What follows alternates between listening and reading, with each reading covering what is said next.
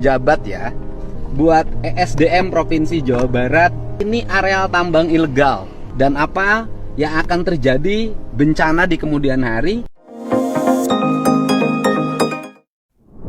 Halo Tribuners, jumpa lagi di Jabar Update edisi Kamis 16 Januari 2025.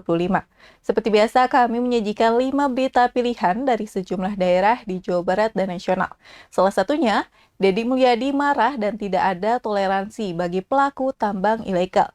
Bersama saya Nisar Sadewi, berikut Jabar Update selengkapnya. Berita pertama, Pengadilan Negeri Bandung eksekusi 21 aset lahan PT KAI di Jalan Batu Api Bandung. Pengadilan Negeri Bandung melaksanakan eksekusi 21 aset lahan PT KAI yang berada di Jalan Batu Api, Kota Bandung, pada Kamis 16 Januari 2025 berdasarkan putusan hukum tetap. Eksekusi ini dilaksanakan sebagai langkah nyata dalam menegakkan supremasi hukum dan memastikan kepastian hukum atas kepemilikan aset. Eksekusi ini dilakukan terhadap lahan seluas 3.535 meter persegi dan bangunan seluas 2.149 meter persegi yang berada di atas aset PT KAI dan telah bersertifikat dengan total seluas 26.440 meter persegi dan telah ditetapkan bahwa objek tersebut adalah sah milik PT Kereta Api Indonesia. Manajer Humas KAI Daop 2 Bandung, Aib Hanapi, menyatakan eksekusi ini bentuk kepatuhan terhadap hukum yang berlaku, sekaligus pihaknya menghormati proses hukum dan berkomitmen menjaga serta mengamankan aset negara yang dikelola PT KAI agar dapat dimanfaatkan untuk kepentingan pelayanan masyarakat. Eksekusi dilaksanakan langsung oleh Jurusita PN Bandung, Rahmat Hidayat, didukung aparat keamanan, guna memastikan proses berlangsung aman, tertib, dan sesuai prosedur hukum. PT KAI menilai penting pengelolaan dan pengamanan aset negara yang dipercayakan ke perusahaan. KAI pun mengajak masyarakat untuk selalu berhati-hati terhadap pihak yang menawarkan pengalihan atau sertifikasi aset KAI secara tidak sah. Ini sedang berada di Jalan Guntur Sari dan juga Jalan Batu Api, Buah Batu nih. Ini akan ada eksekusi lahan milik PT KAI. Tampak kepolisian, TNI maupun BRIMOB pun sudah melakukan apel untuk nantinya melakukan eksekusi lahan. Beralih ke berita selanjutnya, ribuan honorer bertakbir dan sujud syukur saat DPRD dan Pemkab Indramayu janji perjuangkan nasibnya. Teriakan takbir ribuan honorer yang berunjuk rasa menggema di depan gedung DPRD Indramayu pada Rabu 15 Januari 2025. Tuntutan mereka yang meminta kejelasan atas nasib dan masa depan para honorer akhirnya dikabulkan. Selain itu, para honorer juga tampak melakukan sujud syukur di depan gedung DPRD Indramayu. Koordinator aksi Ilham mengatakan pihaknya sangat bersyukur atas komitmen yang diberikan oleh legislatif maupun eksekutif soal nasib mereka. Ilham sendiri diketahui sudah mengabdi selama 20 tahun. Ia merupakan guru agama di SDN 4 Sumbon di Kecamatan Kroya. Kepala Dinas Pendidikan dan Kebudayaan atau Disdikbud Indramayu, Caridin mengatakan pihaknya mendukung penuh aspirasi para honorer untuk diberikan formasi dan menjadi P3K penuh waktu. Caridin sendiri bahkan ikut mengawal langsung saat audiensi perwakilan honorer beraudiensi dengan DPRD Indramayu, BKPSDM Indramayu, BKD Indramayu, dan Bapeda Litbang Indramayu. Di sisi lain, Ketua Komisi 2 DPRD Indramayu, Imron Rosadi, mengatakan legislatif siap membantu memperjuangkan aspirasi dari para honorer tersebut.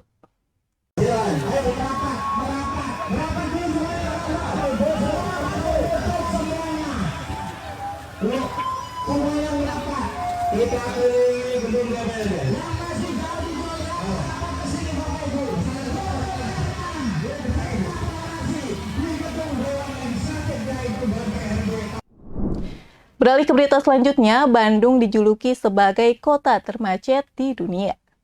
TomTom Traffic Index 2024 Kota Bandung berada di peringkat ke-12 dalam daftar kota termacet di dunia. Kemacetan di Bandung tak lepas dari masalah volume kendaraan yang tinggi, infrastruktur jalan yang belum memadai, dan masih kurangnya kesadaran masyarakat dalam menggunakan kendaraan umum.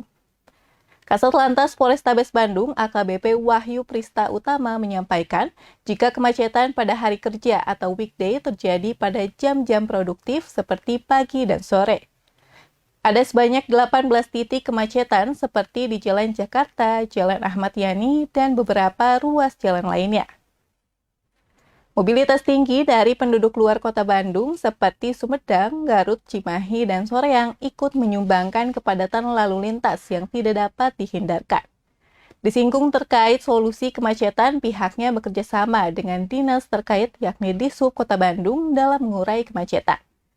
Berikut sejumlah titik kemacetan di Bandung saat hari kerja, yaitu sepanjang Jalan AH Nasution, sepanjang Jalan Soekarno-Hatta, Jalan Ciwastra, Jalan Gatot Subroto, Jalan Jakarta, Jalan Ibrahim Aji, Jalan PHH Mustafa, Jalan Setiabudi, Jalan Sukajadi, Jalan Pasir Kaliki, Jalan Junjunan, Jalan Surya Sumantri, Jalan Gunung Batu, Jalan Raja Wali, Jalan BKR, Jalan Supratman, Jalan Sudirman, dan Jalan Otista. Juga kami masih berusaha untuk kereta KRL ini untuk Bandung Raya itu. Itu penting. Barat Timur. Ya, Barat Timur pada orang Kecalengka. Ya. Nah, itu. Ya, jadi kami akan terus berusaha. Intinya kemarin juga sudah bertemu beberapa orang masalah transportasi ini, jangan bosan untuk mengingatkan masyarakat menggunakan transportasi publik gitu. Dan teman-teman juga kalau bisa naik ke transport publik ya aplikasikan seperti itu. Ya. Kendaraan umum tantangan terbesarnya adalah biaya per orangnya lebih mahal daripada naik motor. Nah ini yang menjadi perhatian utama kita, bagaimana caranya kita bisa mengembangkan sebuah skema subsidi yang membuat naik kendaraan umum jadi murah. Nah itu harus dilakukan dengan cara teknologi terobosan. Sedangkan strategi pembangunannya kan Bandung akan bikin OTD. Ya, dengan adanya OTD ini kita lihat di Bandung Timur, apakah di Gede Bage, apakah di Tegaluar, apa di mana. Tapi yang pasti daerah situ istilahnya akan jadi papan lompat untuk menuju ke titik. Beralih ke berita selanjutnya, Deddy Mulyadi marah dan tidak ada toleransi bagi pelaku tambang ilegal. Gubernur Jawa Barat terpilih Deddy Mulyadi mengaku kecewa dengan kinerja aparat penegak hukum dan pemerintah di Kabupaten Subang yang tak peka terhadap masalah lingkungan. Hal tersebut disampaikan Deddy Mulyadi saat melakukan sidak kegalian tambang ilegal di Kecamatan Kasomalang, Subang pada Rabu 15 Januari 2025. Ia pun mempertanyakan kinerja Satpol PP dan Dinas Energi dan Sumber Daya Mineral Provinsi Jawa Barat yang dinilai lamban dalam menindak aktivitas pengembangan ilegal ini. Pria yang biasa disapa Kang DM tersebut juga meminta agar aparat penegak hukum segera mengidentifikasi pemilik tambang ilegal tersebut dan menghentikan seluruh aktivitas penambangan yang tidak berizin.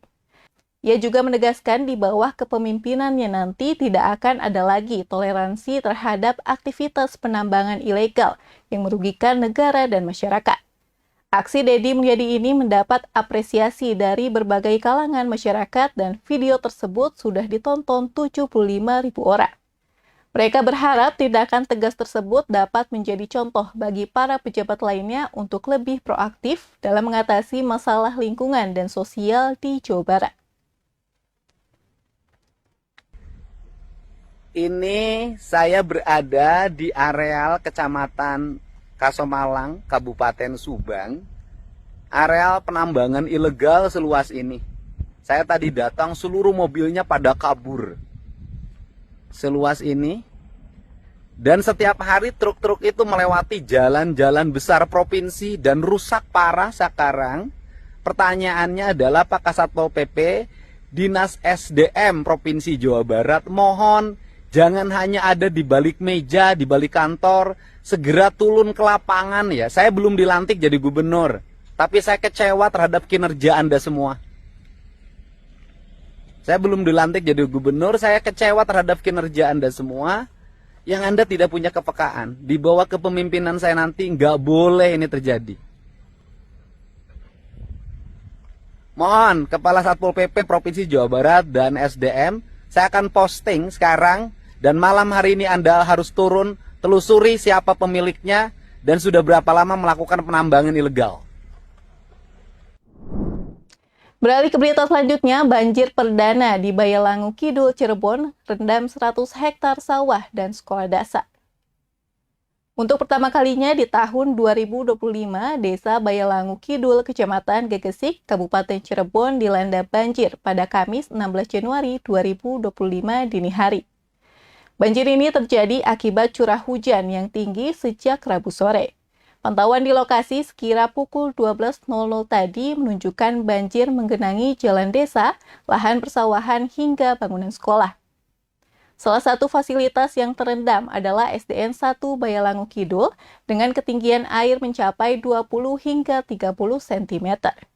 Kepala Desa Bayalangu Kidul, Sugiarto, menyebut banjir ini merupakan peristiwa pertama yang melanda desanya sejak awal tahun 2025. Menurutnya, salah satu penyebab banjir adalah sedimen yang menumpuk di Sungai Sri Ganala sehingga air meluap dan menggenangi desa. Selain itu, air datang juga kiriman dari wilayah selatan. Akibat genangan air, SDN 1 Bayalangu Kidul terpaksa meliburkan seluruh aktivitas belajar mengajar. Sugiarto menyoroti kendala utama yang memperparah banjir yakni saluran pembuangan air yang kecil dan dangkal. Ia pun berharap adanya normalisasi Sungai Sri Ganala sebagai solusi jangka panjang.